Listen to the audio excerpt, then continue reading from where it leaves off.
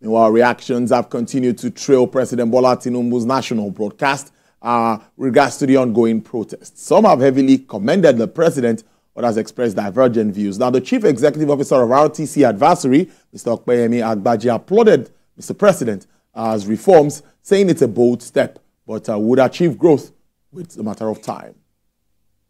I think that the president was correct to stand by the policy, which were arrived at after a lot of consideration. We've spent the last decade debating these issues, and we've spent the last decade avoiding these things, and we bankrupted the country in the process. I think that if there is a significant critique of government that you can fairly make, it may be that perhaps we've not been swift enough, speed of execution, communication, in terms of, so we could have had a minimum wage 3 months, 2 months, 1 month after the first subsidy removal was announced. Why did it take us 1 year after we announced the CNG initiative to still be talking about introduction of it? So some may, with fairness, question the speed of execution. I have on this program questioned the communication. I don't think, even up to now, that we've sufficiently communicated all of these things.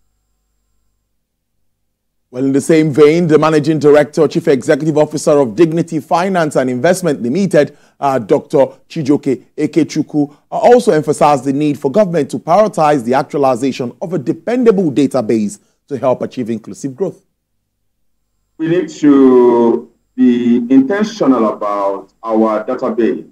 In other words, we need to use a predetermined database that nobody will even know the use of, so that we have that database, so that when they need to disburse funds or grants or loans to come, when the need comes, we use the database. That way, you won't have anybody coming from somewhere who apparently was not supposed to be part of that group, coming to join that group and things like that.